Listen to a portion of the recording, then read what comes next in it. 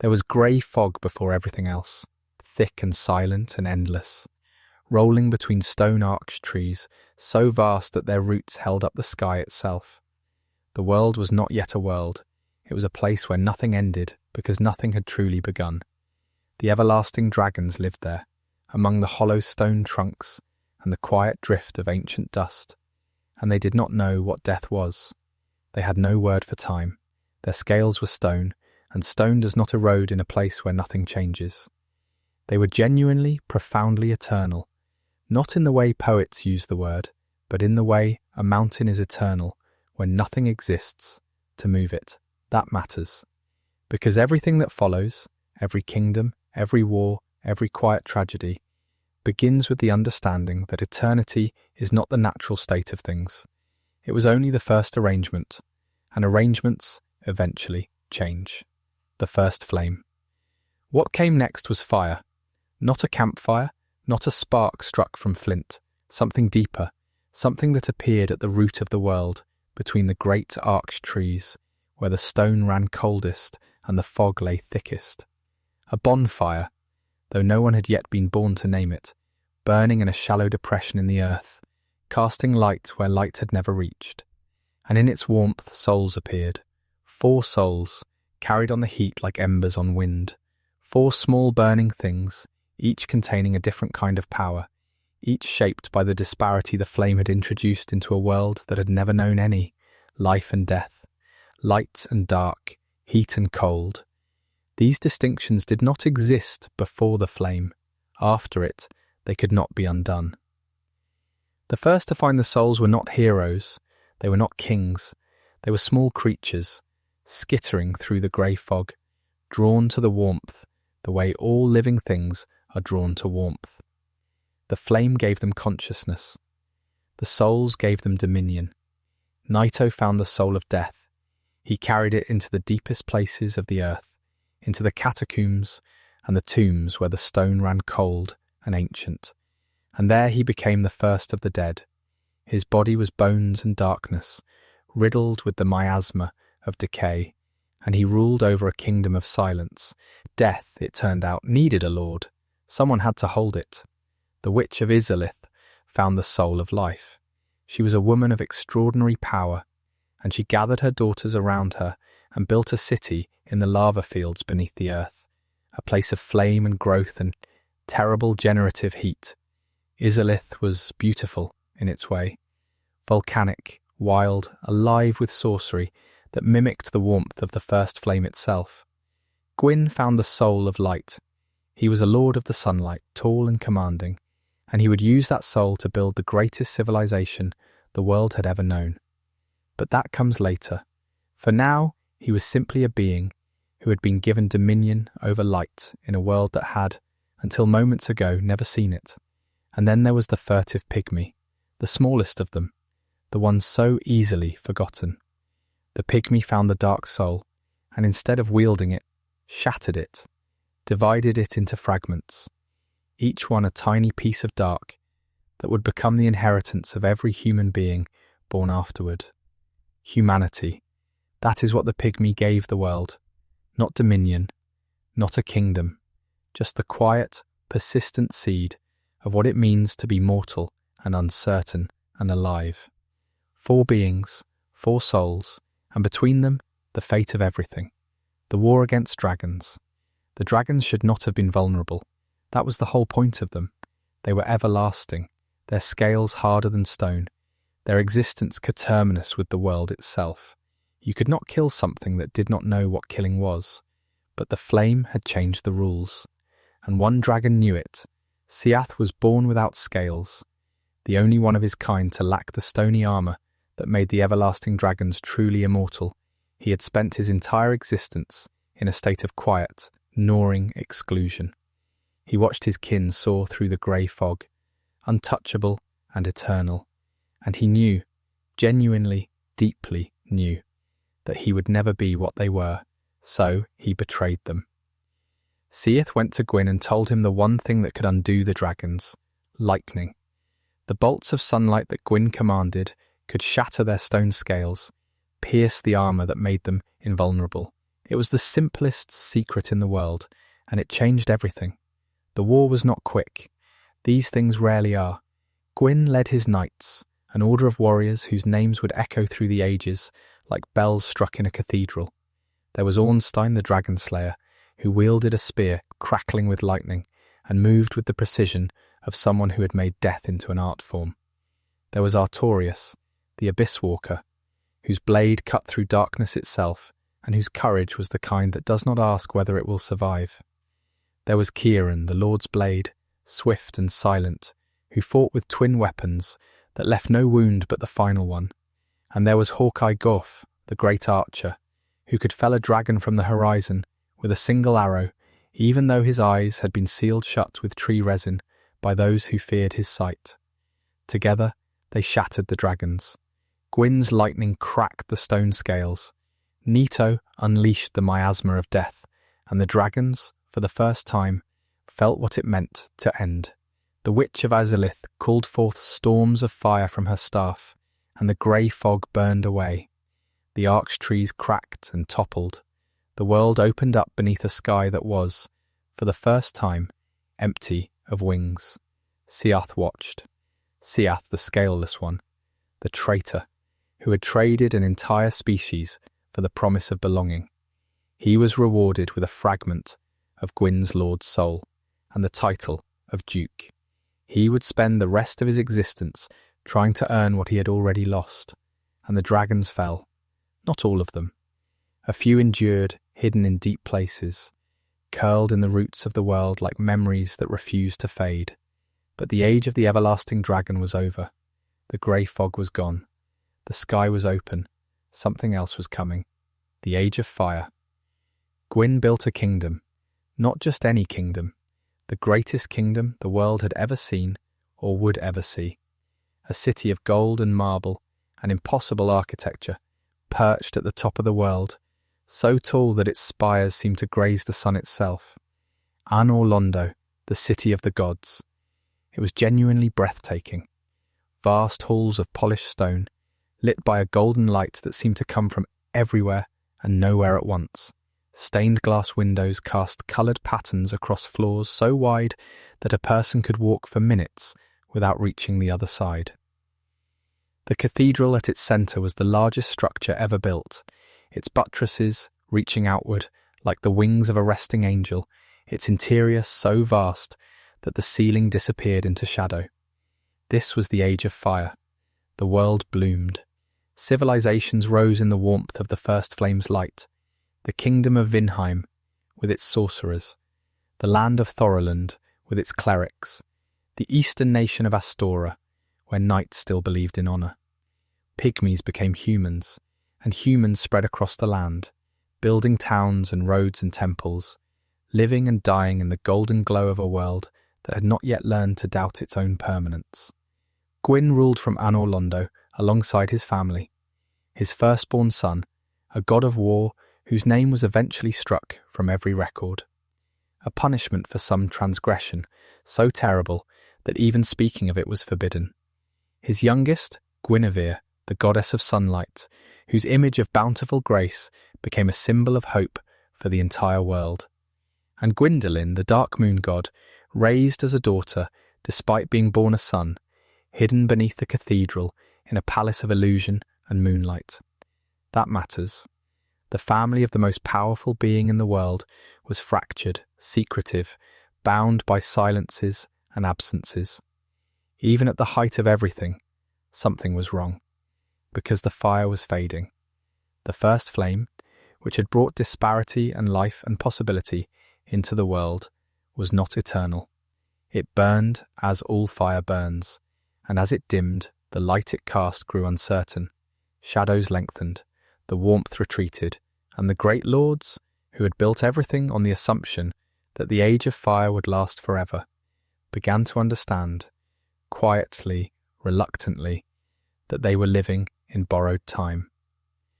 What do you do when the thing that sustains the world begins to die? The witch's mistake. The Witch of Izalith had an answer, or thought she did. She was the Lord of Life, after all. Her soul was drawn from the first flame itself, and she understood its heat in a way that no one else could. If the flame was fading, she would make a new one. She would take her Lord's soul, that fragment of primordial fire, and use it to recreate what the world had been given freely at the dawn of time. It was, in its way, an act of supreme confidence, perhaps even arrogance, but also love. The witch wanted to save the world. She gathered her daughters, the most powerful pyromancers who had ever lived, and together they performed a ritual of staggering scale. They poured the entirety of the witch's Lord's soul into a single, desperate act of creation. It did not work. The fire that emerged was not the first flame. It was something else entirely. Wild, corrupted, uncontrolled, burning with a heat that consumed rather than gave. The witch herself was consumed, her body twisted and fused with the source of this malformed fire, becoming something that was no longer alive but could not die. The bed of chaos, they would call it later. A living, writhing tree of flame and root, pulsing with a fire that created not life but horror. Her daughters were transformed. Some became demons, creatures of flame and madness, bearing no resemblance to the women they had been. Others were simply destroyed, their bodies broken by a force they had believed they could control. The city of Izalith, that beautiful volcanic kingdom, was swallowed. The lava fields became a hell of corrupted fire, and the demons that emerged from them spread across the world like a plague. Quelag, once a daughter, became a creature with the lower body of a great spider, nursing her poisoned sister in a dark chamber beneath the ruins, feeding on humanity to keep her alive. The Fair Lady, as she was called, had absorbed the poison of an entire village to save its people, and in doing so lost everything but pain. That is the nature of the witch's mistake. It was not cruelty. It was not hubris, exactly. It was the terrible cost of trying to hold on to something that was always meant to slip away. The first flame could not be remade. It could only be tended, and eventually it would dim. The demons wandered the world, monstrous and lost, each one a living monument to a mother's love gone catastrophically wrong. And in the heart of the ruins, the bed of chaos pulsed and writhed, a new kind of fire that promised only destruction. Quietly, the age of fire continued to fade. Seath's madness. Meanwhile, in a library on the edge of the world, a dragon was going mad. Seath had been granted his reward, a duchy, a fragment of the Lord's soul, the respect of the gods. But what he wanted was the one thing his betrayal had not earned him, immortality. The other dragons were truly everlasting. Seath, scaleless and mortal, had merely traded one kind of death for another, more comfortable one. So he began to research, obsessively, methodically, with the single-minded focus of someone who has decided that understanding a thing is the same as conquering it. He built the Duke's Archives, a vast library of crystalline spires and twisting staircases, filled with every text on sorcery and nature, and the fundamental structure of reality that he could gather. The books climbed to the ceiling. The crystals grew from the walls like parasites, beautiful and terrible, refracting light into colours that had no names. His breakthrough was the primordial crystal, a thing of pure, unchanging structure that conferred a form of the immortality he craved. Touching it, drawing power from it, Seath's body began to change. His scales, which he had never had, were replaced by something worse, a crystalline growth that covered his flesh like a disease, hard and iridescent and utterly alien. He was going mad. The research consumed him, and as it consumed him, his methods grew darker. He began to kidnap, taking maidens from the surrounding lands, bringing them to his archives to use as subjects in his experiments. The Pisakas, those twisted, fleshy creatures that roamed the lower levels of the archives, moaning in a sound that might once have been singing, those were the remains of the women he had taken. That is a quietly horrifying detail. They used to sing. Now they moan in the dark, guarding the cells where they were kept, protecting the keys to their own imprisonment out of some dim vestigial sense of duty to the being that destroyed them. Seath received a blessing from the gods, a shard of crystal that made him truly immortal, so long as it remained intact. He placed it in the Moonlight Butterfly's garden, hidden and guarded, and continued his research in a state of paranoid, crystalline madness. The archives became a labyrinth. The staircases led nowhere. The crystals grew and grew, and somewhere in the centre of it all, a dragon who had traded his entire species for belonging sat alone among his books, trying to solve a problem that no amount of knowledge could fix. He wanted to not die, that is all. A simple wish carried to its logical, terrible extreme. The Undead Curse. And then the sign appeared. On the bodies of the living, not all of them, but enough. A dark circle of flame appeared, burned into the flesh like a brand. The dark sign. It could not be removed. It could not be hidden. It marked its bearer as something new, something the world had never seen and did not know how to contain. The undead. When an undead died, they rose again, their bodies reconstituted at the last bonfire they had rested at, whole and functional, as if death were merely a pause. It seemed at first like a gift, perhaps even a miracle. But there was a cost, and the cost was this.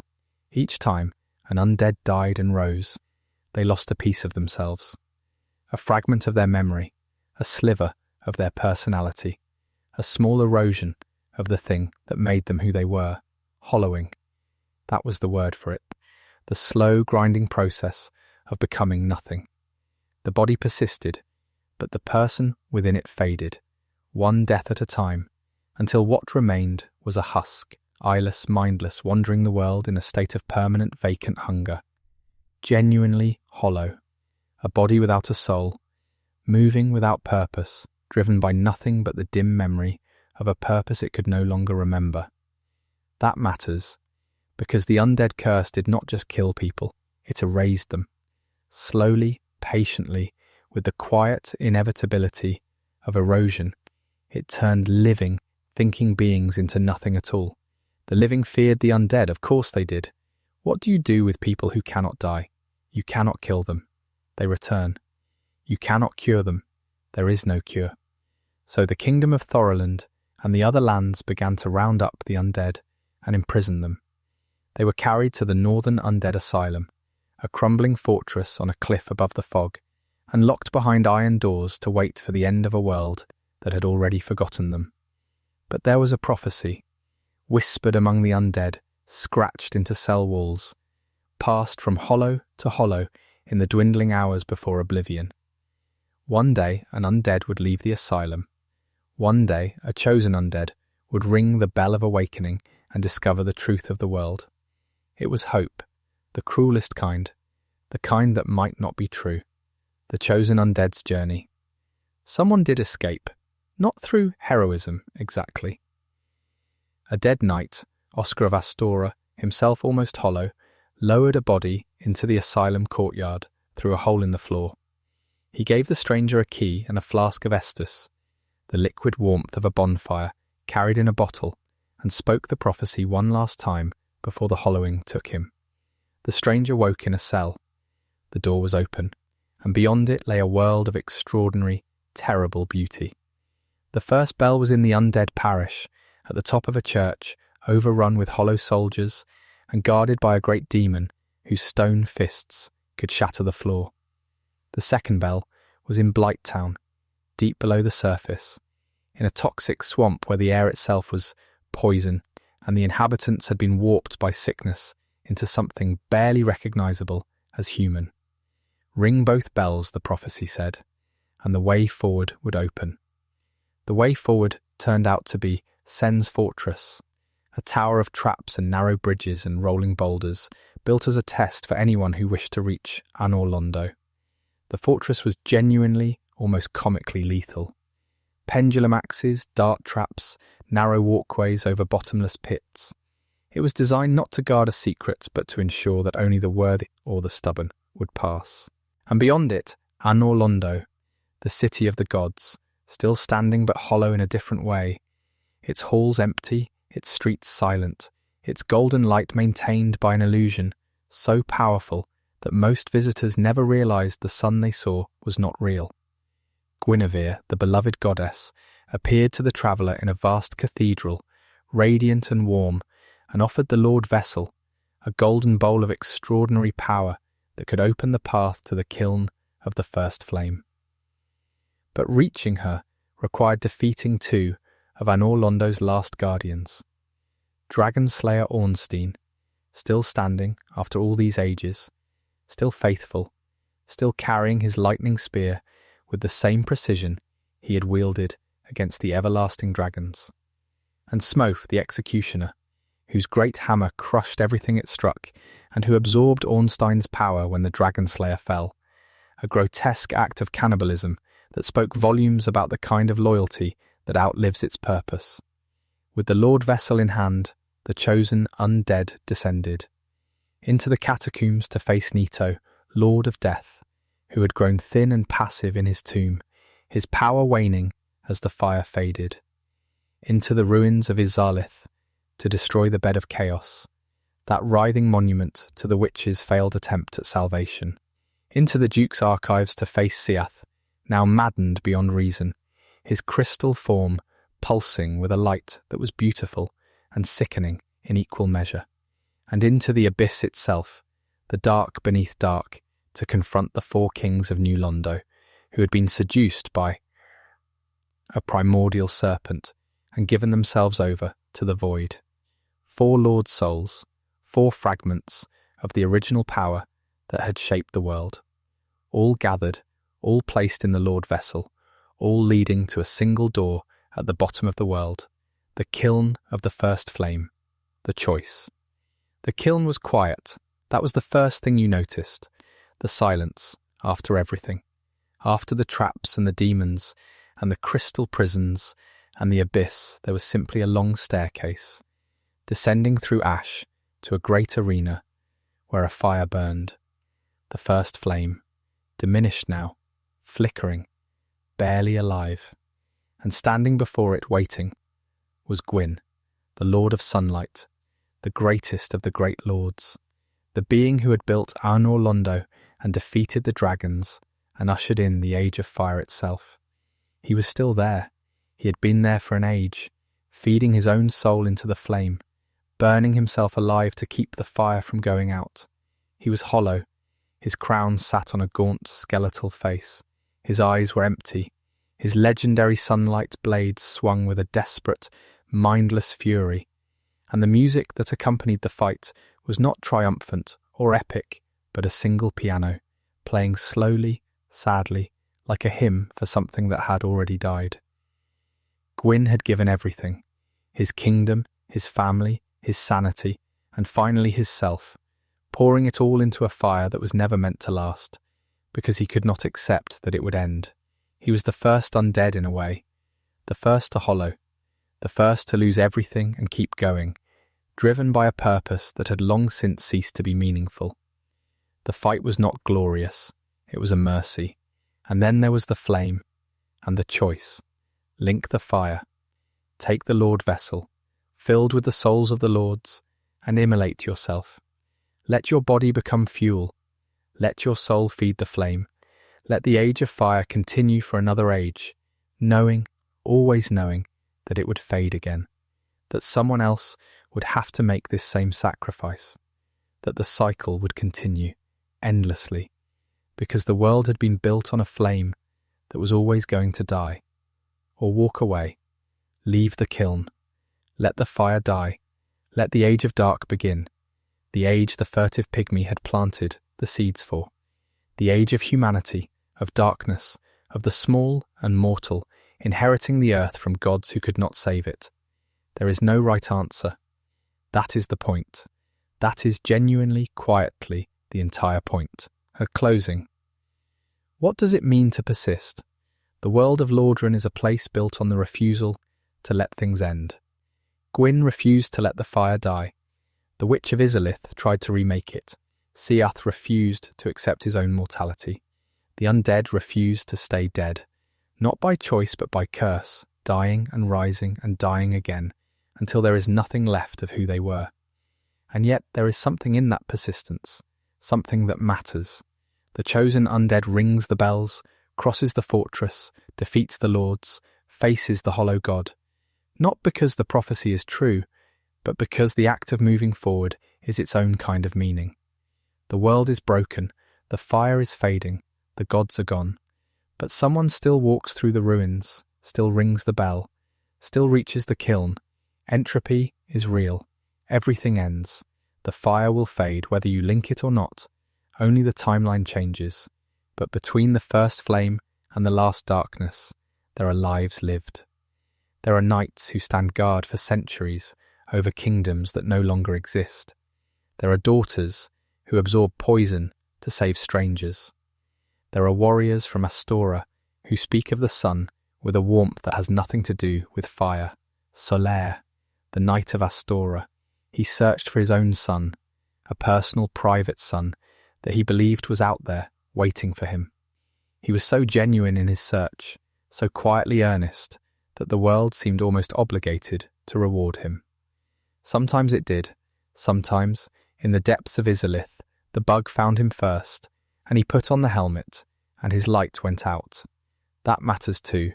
Not every story ends in triumph. Not every sacrifice is rewarded. Some of the most devoted, most hopeful beings in the world are destroyed by the very things they sought. But they sought them. They walked forward. They chose to care in a world that did not require them to. Artorius, the Abyss Walker, was consumed by the abyss. He walked into the dark to save a kingdom, and the dark ate him alive. His name was remembered as that of a hero, but the truth is more complicated. He failed. The abyss took him. His legacy was a lie maintained by those who needed it to be true. But someone, eventually, finished what he started. Someone walked into the dark and came back. Quietly, without fanfare, the world persists.